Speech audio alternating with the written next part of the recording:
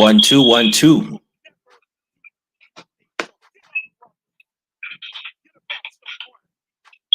One, two, one, two.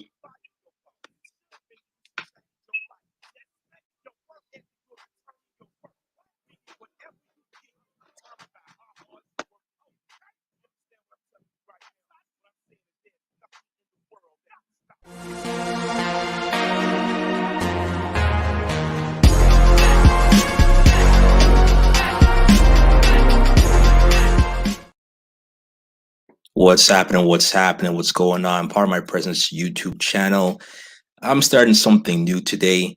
We're going to have this podcast that we're going to be starting that's called Social Media is the Devil. And this is going to be episode 1. The name of the episode is going to be Taken.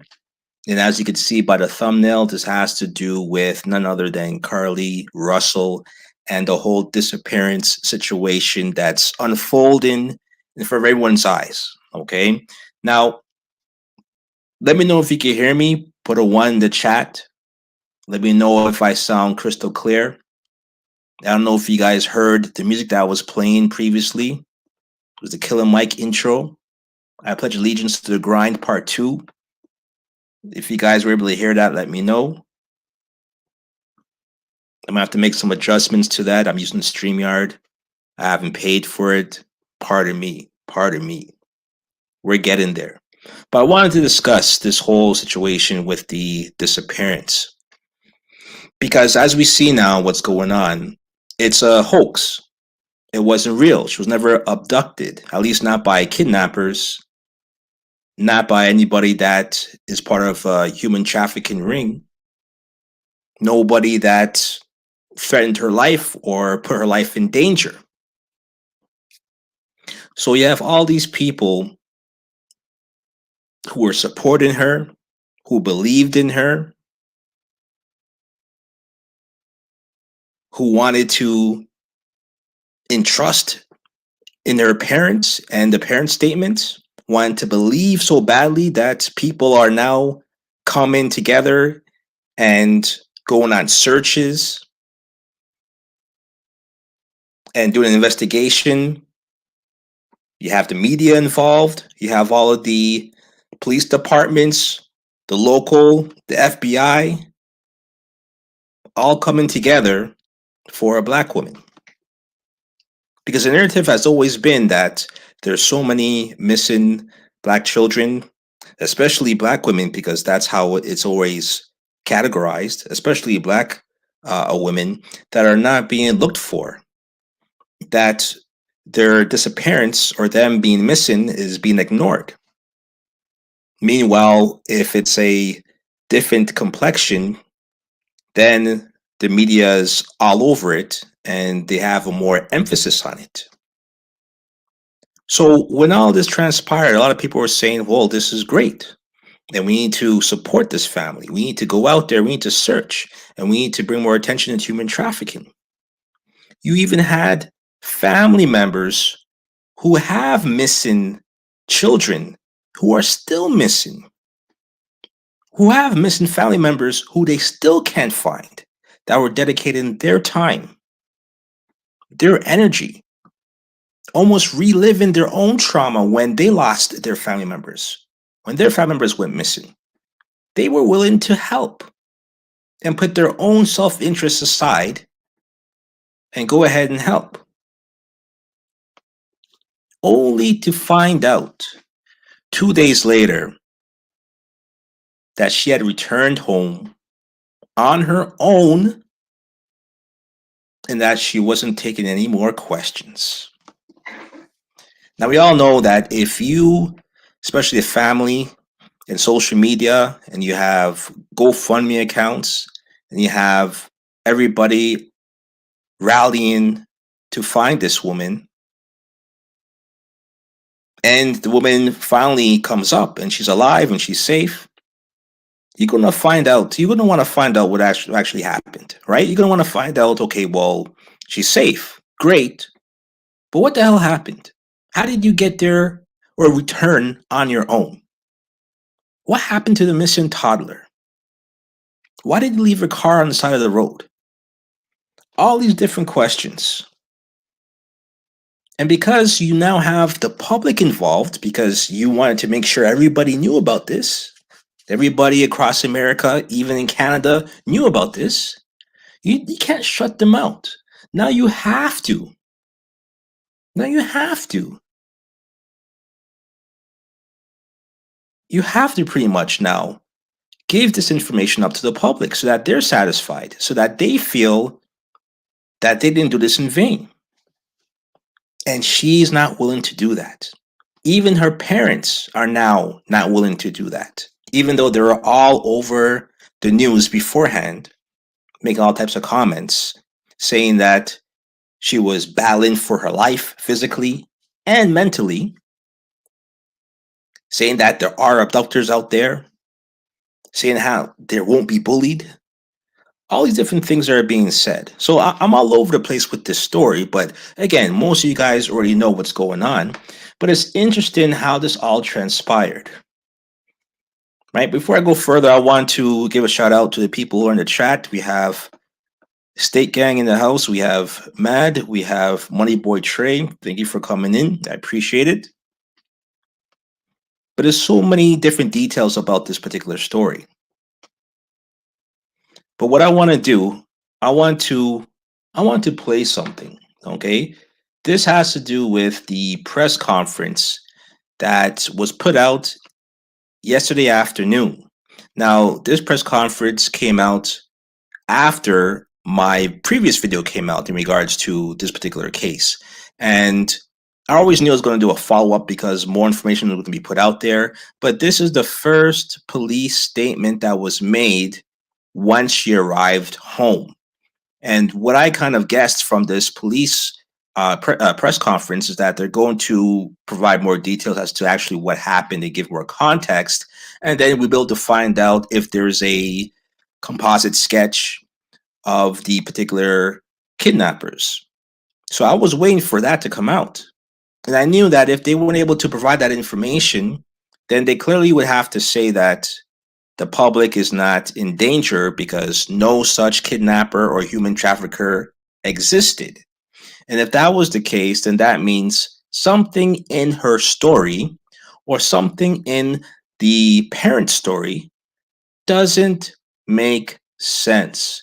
So let's play a little bit of this particular press conference, and you let me know if you can hear it, okay? The steps that I'm not even aware of to help in this situation. The Hoover Police Department quickly put a one in the chat if you can hear it properly. Stopping at nothing to find Carla. I'd like to take this time to say thank you first to the Hoover Police Department, our partner agencies, our wonderful community, and to all those that aided in some way in connection with this situation. As the days have gone on and more you put a two, you can't hear Money Boy? Everyone has questions. The Hoover Police Department is known for being... Let me know if you can hear it. ...and thorough with their investigations. For that reason, we did not feel comfortable speaking in detail publicly until now. It is important that we share this information now so that our community can be put at ease. So at this time, I'll turn the microphone over to Hoover Police Chief Nick Durst. Thank you. Thank you, Mayor. Thank everyone for being here today. Besides me, stands the team who played a significant role in this investigation. I want to thank our department, members of surrounding local law enforcement agencies, the FBI, Secret Service, United States Marshals, and ALEA for their assistance in this case. We said from the evening of July 13th, our focus would be the safe return of Carly Russell. That occurred on Saturday, July 15th, approximately 49 hours after she called 911 and disappeared. From that point, our focus has been to determine Carly's whereabouts during that time and what exactly took place. Let me say up front, this investigation is not over. We're still working this case, and we've worked in this case until we uncover every piece of evidence that helps us account for the 49 hours that Carly Russell was missing. Now, just by him saying that, it pretty much is clear that they're not satisfied with the information that they got from Carly Russell and that they're looking to pretty much pinpoint exactly what happened in those 48 hours that she was gone, right? We know about certain things. We know about the fact that her car, her Mercedes, was on camera, and we saw the hazard lights go off, and we saw her driving slowly on the curb. So we saw all of those things. What we also saw is the fact that she got out of the car, she went around the car, and that's pretty much all we saw. Her car was left running, the door was open, she left some belongings by the car, but other belongings that she apparently had from when she went to Target were missing. Also, some of the belongings that she took, or I guess you could say steal now, that she stole from her employer at the spa, those weren't in the car as well either, along with the Cheez It and all the different things that she bought. So clearly, there were certain things that were done that shows, well, this wasn't an apprehension, this wasn't an abduction, this was a situation where she planned to be somewhere else other than home, other than the car, tucked away, hiding where she could eat her snacks, right? Similar to how when you go into your tree house, or you go camping, or you go underneath your blanket, and you hide out. You have a snacks. You have certain beverages to hold you through the night, or to hold you through how many hours you're going to be away. That's pretty much what she did here. But let's keep going. However, due to public interest and in some cases public fear that this story has generated, we owe it to our citizens to tell them the facts that we have uncovered. So I will give you the facts that we know today. On July 13th, at approximately 8:20 p.m., Cardi left work on business at the summit. Surveillance video from her place of employment shows Cardi concealed a dark-colored bathrobe, a roll of toilet paper, and other items belonging to the business prior to her departure. She ordered food from Tzatziki's at the Colonnade and traveled there.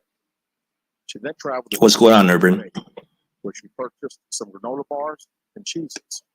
From there, she remained in the parking lot at that shopping center until 9:21 p.m. when she drove to I-459. Man, we're going to get to the Google search. Don't worry, we'll get to that part. Calling 911 at 9:34 p.m. And at this time, we will play the 911 call in its entirety.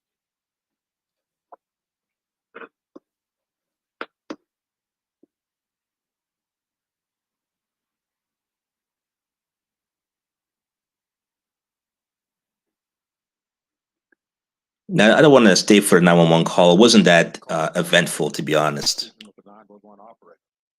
She went missing during that conversation sometime after 9:36 p.m. Traffic camera footage was obtained that depicted this portion of the incident, and that footage was analyzed as part of the investigation in conjunction with the 911 call and cell phone data to accurately determine the time frame. Cardi's 911 call remains the only report of a child on the interstate, despite numerous vehicles passing through the area at the time. No one has called to report that a child is missing, and the Hoover Police Department will not locate any evidence of a small child walking down the interstate. Data from Cardi's phone, including her Life 360 app, shows that she traveled approximately 600 yards in her vehicle while she was on the phone with 911, stating that she was following a child. 600 yards. That is 6 football fields straight. 6 football fields. The Hoover 911 Center received a second call from Cardi's mother, stating that a relative was on the phone with her when they heard Cardi scream, and then they had an open phone line. Hoover police officers arrived on the scene within 5 minutes of being dispatched, and several other officers arrived shortly. They located Cardi's wig and cell phone in the grass near the vehicle. Now I'm live for this one. The vehicle with her Apple Watch in the purse. The food she ordered for Tzatziki's was also in the car. The items she purchased from Target, as well as the items taken from her place of employment, were not in the vehicle, nor were they located anywhere around the city. Hoover police deployed all available assets to the point and search for Cardi. Additional resources were called in to include our own drone unit, crime scene investigators, numerous detectives responded to the scene. Throughout the day Friday, officers from surrounding local and federal agencies assisted Hoover police in search for Cardi Russell. Officers returned to the scene on 459 to conduct a thorough line search for evidence. K-9 teams from the Jefferson County Sheriff's Department respond to check for any sign of harm, the child that you claim to see, and anything else that could be considered evidence in this case. Now, I want to stop it right there because what he's pretty much saying is outlining all of the resources that they used to either locate Carly or to find this missing toddler. Now, I should say that in the 911 call, she did mention that the toddler was white. Now, did that create, I guess, more of an effort to the search? I don't think so. Okay, because regardless whether it's a white or a black or a brown or Mexican child, the point is that there's a toddler that's wandering the street, a busy interstate 490 or sorry 459, and is wandering late at night. That is going to be a concern for any law enforcement or anybody for that matter, right? So I'm not going to sit here and say that, oh, that was a reason for why they even tried this hard. Although some people might want to bring that up and say, well, the main focus was the child and not really Carly. But again, of course, the main focus should be on a 3 to 4 year old toddler than a 25-year-old woman, don't you think? Right? Because in most cases, 25-year-olds don't get kidnapped. And usually, human traffickers, if they're looking for someone, they want someone who's a lot younger, not 25 years old. Right? So, again, most 25-year-olds, if they disappear, it's because they want to disappear. Right? Or they or like Matt said, it could have been some type of role playing ghetto gaggers thing. Who knows, right?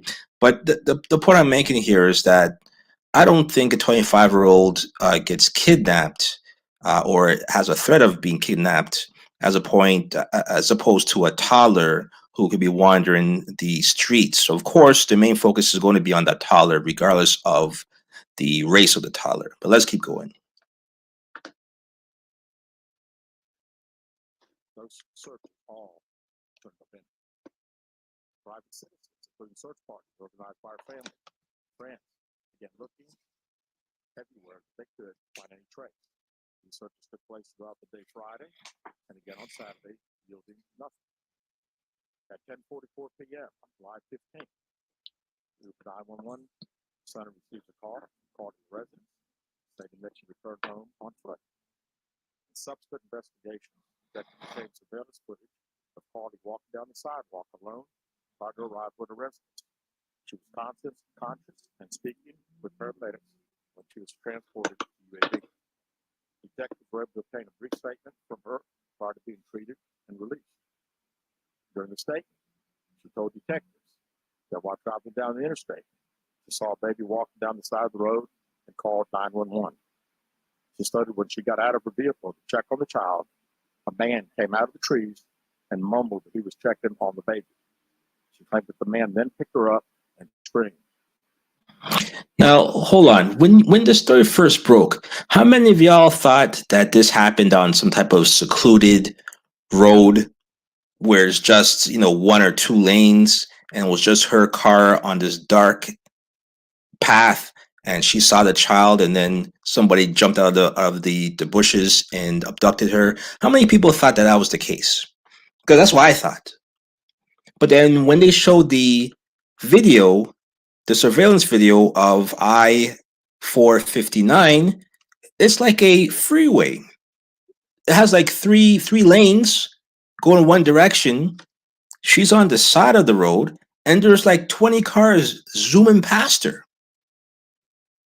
So in other words, if she was able to see this toddler walking across the road, the side of the road, then someone else should have seen that toddler as well too.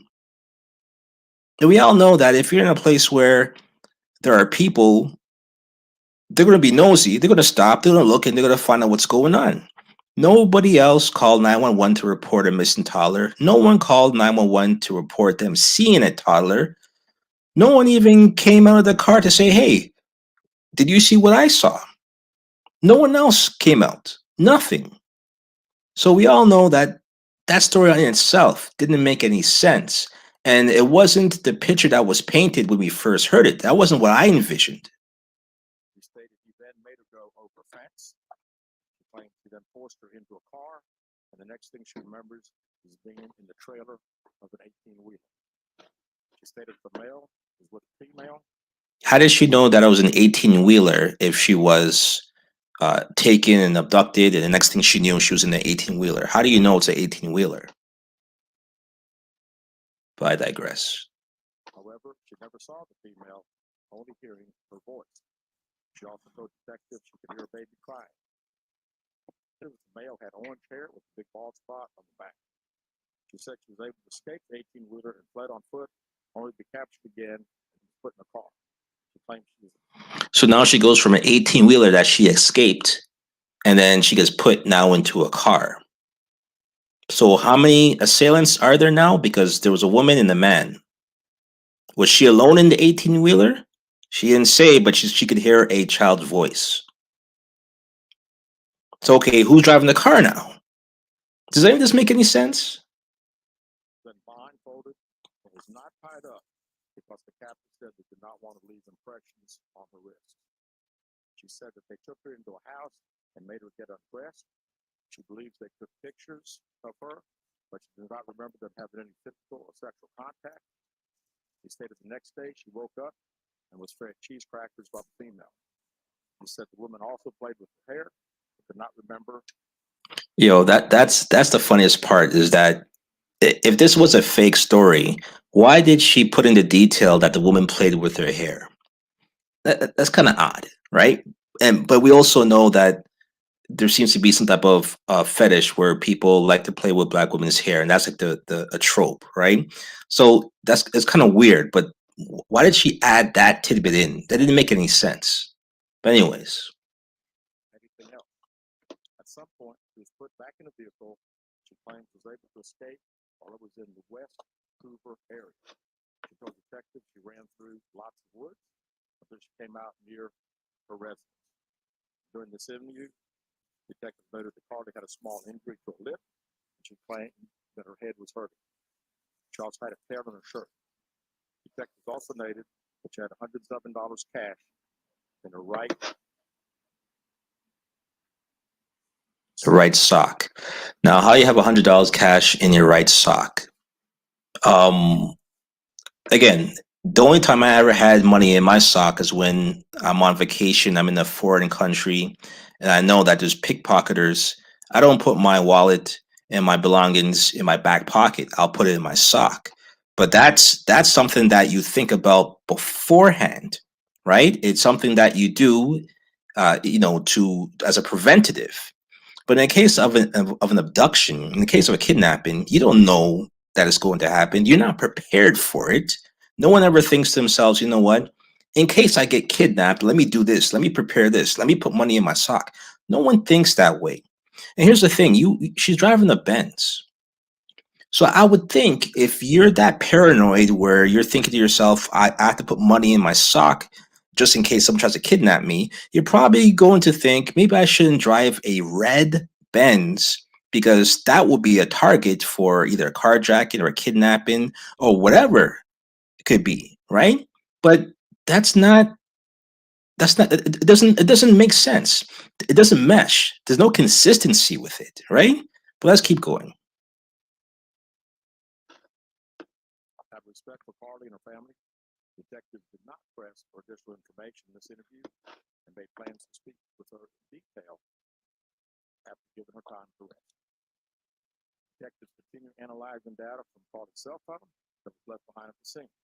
We enlisted the help of the United States Secret Service in conducting this analysis. Part of what data includes several internet searches in the days leading up to her disappearance that I think are very relevant to this case. On July 11th at 7:30 a.m., Lifetime movies for sure. you have to pay for an Amber Alert research. This is the part that I want to highlight now. So Carly decides that she's going to give a brief interview now that she's returned home safe and sound.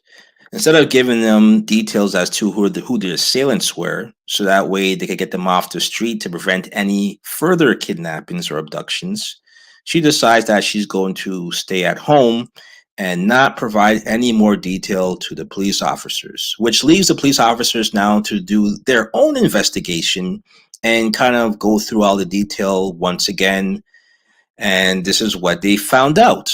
They, of course, because her cell phone was left at the scene, they were able to now go through it. And this is where, if you are someone who's making stuff up, you probably don't want to leave your cell phone behind, because if you're someone like Carly, and if you look at her behavior even before all this happened, she is someone who's heavily on social media. She has Facebook, she has probably Instagram, she poses for pictures like any other typical 25-year-old. And with any typical 25-year-old woman, you're going to have a lot of pictures and traces and evidence and a way to data mine and figure out exactly what her whereabouts were, what her interests are. The algorithms figure that out as well too already. You have all of these things that are happening that are available for people to see, because I don't think she had a private profile. Her profile was out in the open for everyone to see and consume. So pretty easily, the police were able to figure out exactly what occurred. And I don't think people realize, especially if you have an Android phone, everything is attached to Google. You're going to have a Google email, you're going to have a Google ID, you're going to be pretty much, it documents and logs all of your activities, logs all of your whereabouts through geomapping and the location. At the end of the month, you'll get an update as far as where you've been in that month. It'll tell you how many kilometers you traveled. So it has all that information, including what you've been searching on Google. And this is where a lot of people have been caught. If you've been watching true crime stories, you've been watching any CSI, forensics, all those type of programming, then you know that they could always look at your search history and kind of build some type of understanding as to what your intentions were. And that's exactly what they're able to do with Carly's cell phone, because they found out that she had a few interesting searches. So let's go and hear what she was searching on her phone. July 13th at 1:03 a.m., the day of her disappearance. The term, how to take money from a register without being caught, was searched. Now that's a funny thing. How to steal money from register without being caught. The funny thing there is, even if she actually tried to do that, how would they know? Because if she was successful, there's no way for her to get caught. So that's the interesting thing. And who would be the main target for her to perform this if it's not her employer, which she already is on video taking a robe and toilet paper? So I'm pretty sure when the owner of that spa heard that, he's probably going through all of his accounting and the books and going through the float to find out, to make sure that no money is missing. But let's go. Let's keep going. On July 13th at 2:13 a.m., the day of her disappearance, the term Birmingham bus station was searched. On July 13th, 2:35 a.m., a search for a one-way bus ticket from Birmingham to Nashville was conducted with a departure date of July 13th. On July 13th at 12:10 p.m., a search for the movie Taken, a film about abduction, was conducted. There were two searches later to Amber Alerts on the computer at Cardi's place of employment, including one regarding the maximum age of an Amber Alert. There were other searches on Cardi's phone that appeared to shed some light on her mindset, but out of respect for her privacy, we will not be releasing the content of those searches at this time. Now, to me, that is pretty much the story right there. The searches pretty much show everything, what her intentions were, the fact that this was planned, the fact that all of this was on her mind, and the fact that the police know more about what's going on than we do as the public. And that has to do with the other searches that she doesn't, or that they don't want to disclose at this time. Now, I was listening to another video, and somebody was saying that the reason why they probably made note of that or made mention of the fact that they had other searches but didn't want to release them because that gives pretty much leverage for uh, Carly to now come to the police station and actually give us another interview and provide more detail. Because if she doesn't, then that pretty much forces the police officers to now provide those additional searches to the public, and that could pretty much embarrass her even more. Right. So that's an interesting thing about this as well, too. But what you kind of gather from what she was looking for is the fact that she probably wasn't abducted. She's probably gathering information on how to go about creating a hoax, how to go about, preparing some type of situation where it looks like she was kidnapped. And the question becomes, why? Why would she do this? Because this is similar to the Jesse Smollett situation, right? And a lot of people were asking, well, why did Jesse do that? It's because he had some incentive to be all in the news because he's an actor, because with the additional publicity, he's able to leverage that into new roles to maintain his character and make sure that he's written into storylines because he has a larger presence and he has sympathy from the fans. So you can see why Jesse would have done that. But this woman is not a movie star. She's not an actor. She doesn't get paid from all this publicity. It actually is not in her benefit to be in the news. It's not in her benefit to be investigated by the police or by the FBI. So why did she do this? And a lot of people were saying, well, she's addicted to attention. I don't think that's the case. But the other part is, if you guys recall, there was a story not too long ago where a man faked his death. Do you guys remember that? There's a story where a man faked his death, and then on the day of his funeral, he arrived on, I guess, a helicopter or some shit where he came in style on a helicopter. And he came on the helicopter and he showed his face to his family members that all thought he was dead, and they came running. And the whole point of him doing that is because he wanted to show his family that, hey, you need to have some more respect for me. You need to have some more, I guess, reverence for me to say, you know what? I might be gone one day, and you're going to wish you treated me better. You're going to wish you valued my presence. And that's why he did it. So in other words, the guy did it in order to gain some sympathy, in order to gain, I guess, more love and appreciation from his family. Right? And he didn't get any charges placed against him. He didn't get arrested for any of those things. So you could see how someone might want to fake their death. And we also heard stories about people who fake an illness to get sympathy, to get attention, to feel the love that they rarely get without all these things, so that they can feel visible. So could that be why Carly did this? That would be the only reason why, I would think. And this leads to something else that I saw online. And I never wanted to address this part because to me, this is coming from the rumor mill part of YouTube. But apparently, so far, all the things that they've said in this rumor mill have been true. So I'm going to play this particular video. Carly Russell case, this is her Instagram, Carly. Over the last few days, she shocked the nation, and Black women all over the country felt empowered. We felt finally pleased that America was caring about Black women. Every national news outlet was reporting about Carly Russell. This is the first time this has ever happened. The hunt was on to find this Black girl. But then when she showed up at our house, it got a little greasy. Why did it get a little greasy? Because she just showed up. So then that's when the world got divided. Wait, what's going on? Something is not right here. Okay, we don't want to speak. We want our privacy. Something is going on. What is Constance, what's going on? What's happening? Going on? Well, when you start talking about something, people start DMing you the truth. It looks like 50 people from Hoover have already got fired.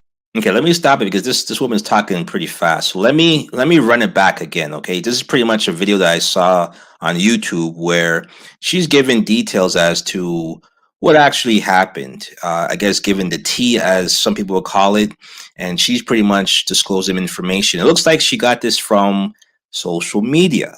Hence why this podcast is called Social Media is the Devil. And I will be going through many episodes regarding social media faux pas and stupidity that happens on these platforms. So this is why I made this particular podcast, right? So again, let me play this from the beginning. Gang, what up, TikTok? So the update I never wanted to truly have to And let me know if you can hear it properly. I would appreciate that. report on.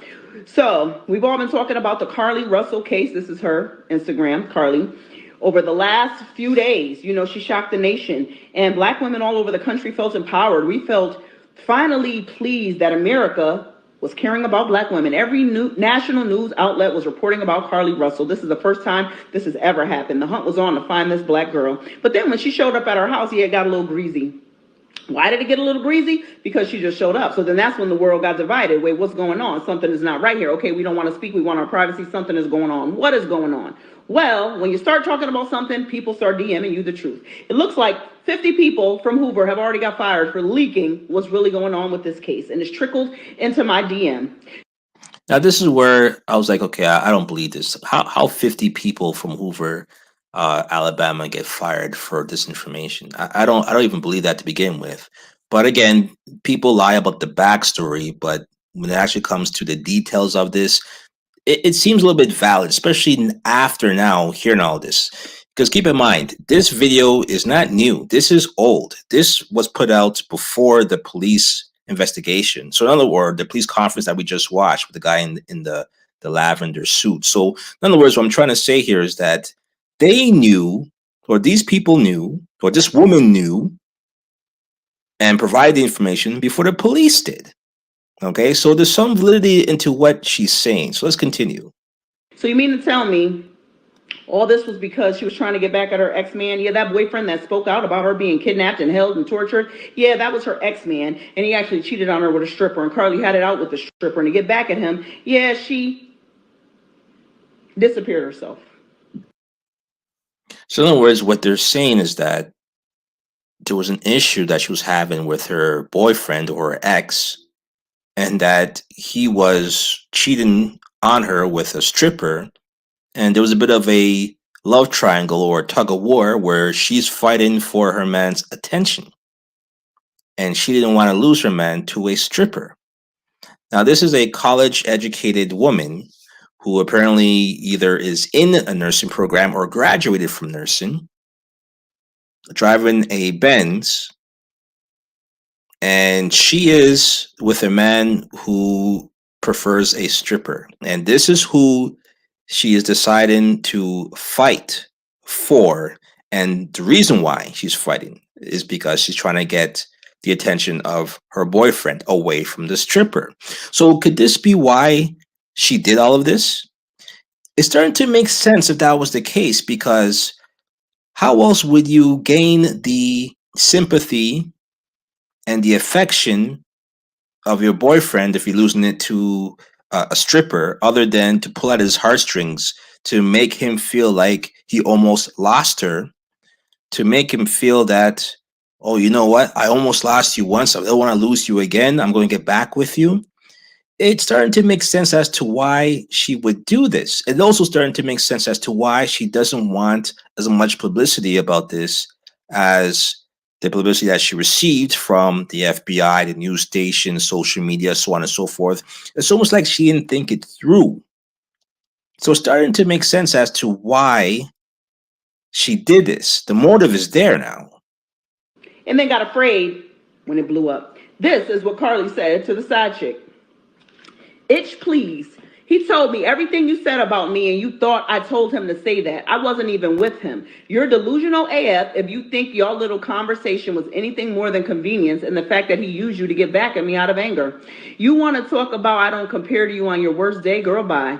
You're miserable, or at least should be, being a stripper to provide for a child I've heard you've had from multiple people. So not surprised you don't know who your baby daddy is.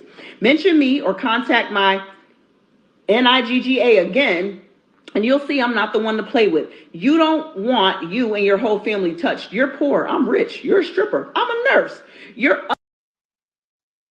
poor. I'm rich. You're a stripper. I'm a nurse. But we're fighting over the same man. Make that make sense. Ugly. I'm beautiful. You could never. You're the bottom of the barrel. The stripper's the bottom of the barrel, but she's in the same barrel that the man is choosing from, clearly, because look at the pick that he's choosing from. In other words, they're all the same. They're all in the same boat with each other. They deserve each other. She might have a Benz, she might have a good paying job, but her mentality is no different than one of a stripper. But let's keep going. Someone from the police department just could not watch us all suffer. So they released these details.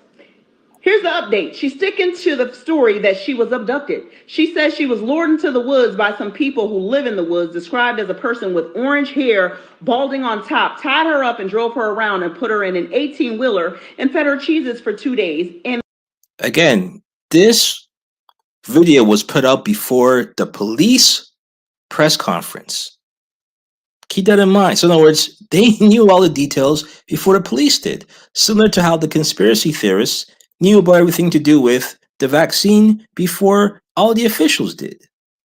they painted her nails. They kept her on 150 somewhere, and somehow she managed to get away and run through the woods to her neighborhood until she got into her house and then goes into the hospital. Hoover got some Ring doorbell footage from her neighborhood, and it just shows her walking casually until she gets close to her house, and then she starts sprinting and flailing arms and acting a fool. Capone, let me get your thoughts. Why do you think we see it difficult for people to believe Black women in situations that are heightened like this? Because they lie. There's situations where just point blank, they're lying. Hey, Capone. That's it. Keep it 1,000, brother. Sure.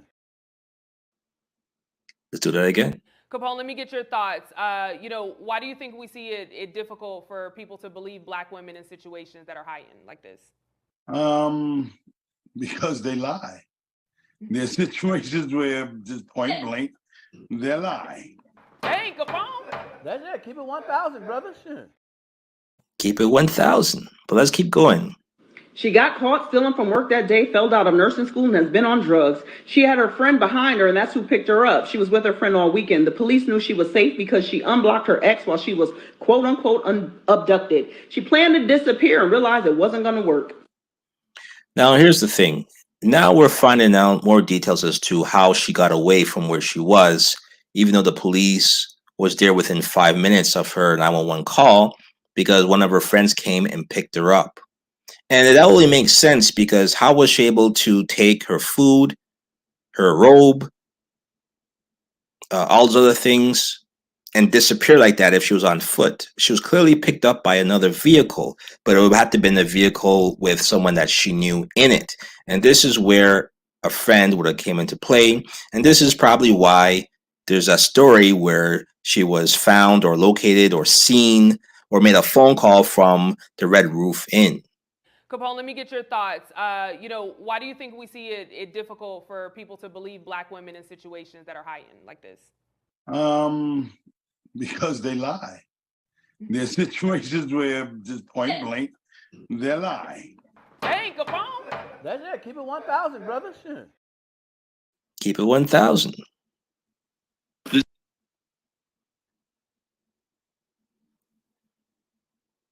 So that's pretty much it from that video, okay? But what I'm going to say here is that when you look at all of the details regarding this case, it's pretty clear that she didn't have a mental illness. I don't think so. That's what I thought at first, that there was a mental health episode that she was having, and she probably smoked something that affected her reasoning, and she kind of came out the car hallucinating, and she wandered off in the wilderness. That's what I thought at first, right? But when you look at all of the details, the preparation, the purchasing of different food items that she would need when she was going into hibernation, when you think about how she took items from her workplace, she concealed it. There's a lot of treachery, a lot of deception, a lot of what other words can I use? A lot of trickery that required an intentional and a very deliberate sense of style to get this all done. This is not someone who's erratic. This is not someone who made a decision at the spur of the moment. This is someone who planned this shit. And again, it's pretty much confirmed when you look at her Google history search. And just for anyone else who thinks about doing something like this or playing a hoax, keep in mind, don't do searches on Google. Use one of those other search engines, maybe like DuckDuckGo, or use a VPN, or where you can't be tracked and you can delete all of your search history. You never want to use Google if you're trying to search for something that's going to get you in trouble. So that's just a word of advice. But clearly, in this particular situation, you can clearly see that she had every intent to pull this off. Now, the only reason why I could say she might have some type of mental illness is because she might suffer from narcissism, or she might suffer. Well, no, that still would be narcissism, because she has a grandiose, clearly based on what she wrote there about you're rich, you're poor, I'm rich, you're this, you're that, all the different things that she was writing to the stripper. It's clear that she has a high sense of opinion of herself, but it's grandiose. It's not true. It's fake. It's an image. It's an ego, because all the things that she did, all of the explanations that she provided, they weren't that good at all.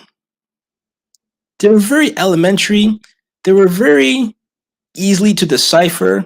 No one ever really thought that this was the case. No one ever thought that, you know what, it's quite possible that a toddler was running down I-459, going down 6 football fields worth of woods and grass. Did the baby have Air Jordans on his feet? How was he the baby 3 or 4 years old? And she said that the baby had a t-shirt and Pampers. So you have a baby in Pampers that's running 6 football fields? That's like the next Tyreek Hill. I don't understand how that was even possible. Who would have thought? Who would have thought? Right? Exactly, man. Bougie dummy. It didn't make any sense. But for some reason, she really felt that she was playing this off correctly. Like this was going to be the biggest heist of the century. And that clearly was not the case. So now the question becomes, what do we make of this now? Because it's not over yet. They're still going to do more investigation because they want to find out who else was involved, because it looks like she had some help. We also want to find out where she was hiding for those 2 days and who dropped her off close to her house where she could walk the rest of the way, acting like if she escaped her kidnappers. Right? So all of these things have to be accounted for. And I'm pretty sure based on the people who are involved, if the FBI is involved, they're going to make sure they get to the bottom of this, right? They're going to make sure that if there's any Nigerian brothers that are involved in this with the MAGA hats, they're going to find out who they are as well, too, right? So you're going to have people who are going to be taken in for questioning. You're going to have people who are going to start spilling the beans. They're going to start snitching if they were involved, asking for immunity. And at that point, Carly is pretty much pinned on this, and there's nothing else that she could do. And the other part too I want to talk about are her parents. Because again, this is a rough spot, because if it was my child, again, this is not really a child anymore, she's 25 years old, but if this was my offspring and this happened, I would be scared.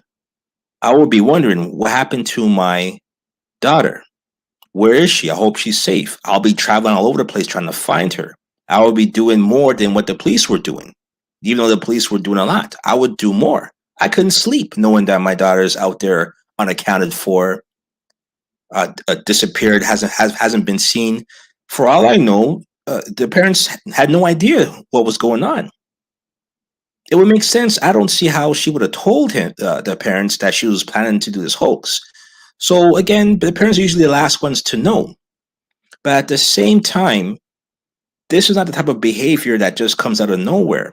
A lot of times parents know exactly what type of children that they have, because you're raising them, you know all of their quirks, you know all of their personalities, you know which ones are great liars, which ones are not great liars, who will tell you the truth under what circumstances, who you could look at and get them to do things for you, or who you need to put the bell on to get them to do things for you, who you need to speak to 3 times and who you need to speak to once, and who you need to just look at and they'll do what you need to do. Parents know those things. So I'm pretty sure the parents also know whether or not Carly has a proclivity to lie and make up stories. And if that was the case, then I'm pretty sure the parents knew, but are probably trying to protect her. And if you look at, there's a picture of the parents in that interview, and you see the dad. The dad doesn't talk much. He's just nodding his head. The mother is speaking the most. The mother's talking the most. And the only thing that I could think of when I saw that is that either the father doesn't believe the story and is not a good liar, so he's just going to nod his head and not say much at all and let the mother do all the talking and the covering up, or the mother runs the household and that guy is just sitting there like, yo, I can't do nothing. I know my daughter lied, but I gotta play along with this and look like a fool with everybody else. I don't know. But I don't know. You tell me, if you were in that situation as a parent and your child did this and you found out, what would you do? Would you continue to cover for your child? Would you continue to protect your child? Or would you say, you know what? You know what, Connie? You know what, Barbara Walters? My child is full of shit. My child wasn't abducted. My child didn't get kidnapped. No one would want my child. My child's a pain in the ass. No one would want to kidnap her for 2 days. My child decided to do this on her own. And I knew about it because her bullshit boyfriend was involved in this, and they had a whole love triangle with the stripper. Some parents might just have folded and told and put all the business on Front Street. We don't know. We don't know what most people would do, but in most cases, the parents are going to lie, cheat, steal, kill for their kids. So I don't blame the parents at all for trying to cover up. But at the same time, I don't think I would have gone on television and told more lies to cover up. I would have just kept my mouth shut and let the police do the investigation and try to shield my daughter from speaking anywhere else publicly. But I don't think I would proactively go out and make statements that is going to put me in more danger or put her in more danger or just get more steeped into this lie. So all of these things are being played out on Front Street. All of these things were all seen in real time. And it just makes you wonder, what was this all for? Was it worth it? Is it some type of lowbrow situation of a love triangle between her boyfriend and a stripper, a poor stripper? Because if this was why she did this, I could only imagine what lengths Carly would go to for things that matter more to her. Or maybe the love and affection and attention of this no good guy is what's the most important thing to her. And again, I could see that being the case because in this time that we're living in, which is the social media era, where you post up a picture and you hope you get more than 20 likes within a few minutes of it being posted. And if you don't get that much likes in those 20 minutes, then you got to take off that picture and put a different one on in order to get the validation that you so crave. This is what we're dealing with in today's era. This is the type of female that we're dealing with in today's era. This is the type of man that we're dealing with in today's era. The men and the women who are either college educated, have a good career, drive a decent car, live in a great neighborhood. Their parents have a great house. I saw it on TV there. So they're well-to-do people, yet they're only 2 degrees from a stripper, a poor stripper with children out of wedlock. Make that make sense. I know I couldn't. Capone, let me get your thoughts. Why do you think we see it difficult for people to believe Black women in situations that are heightened like this? Because they lie.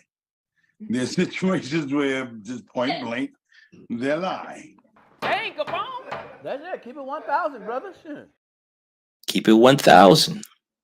So again, I'm not going to put this on all black women because this is not a black woman issue. This is a human issue. Humans lie.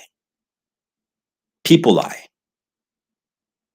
But me being a man, one thing I can say for sure with all my heart is that women lie. And when it comes to attention, affection from another person, women lie the most.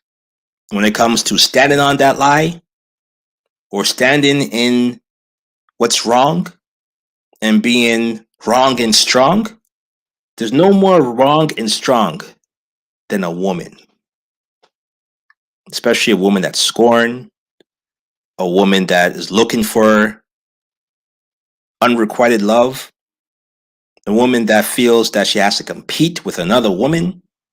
In all those situations, a woman is going to do whatever she needs to do to win and to solve and get the objective.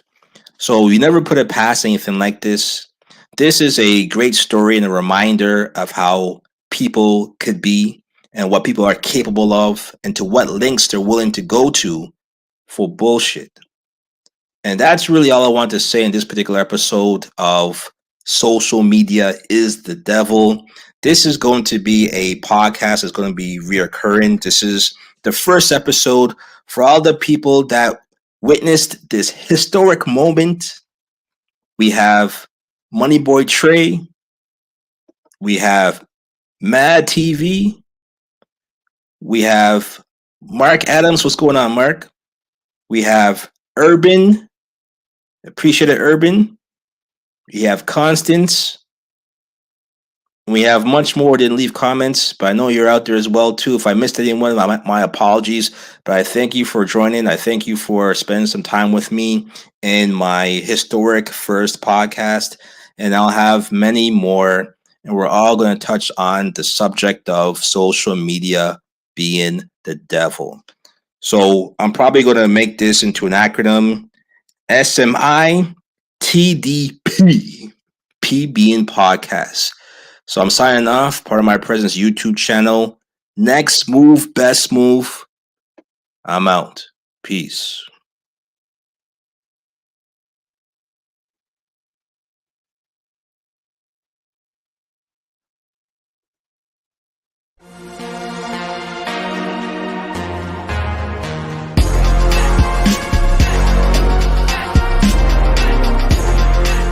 Capone, let me get your thoughts. Why do you think we see it difficult for people to believe black women in situations that are heightened like this? Because they lie. There's situations where just point blank, they're lying. Hey, Capone. That's it. Keep it 1,000, brother. Shit. Had to keep it 1,000 and run that back one more time. Peace.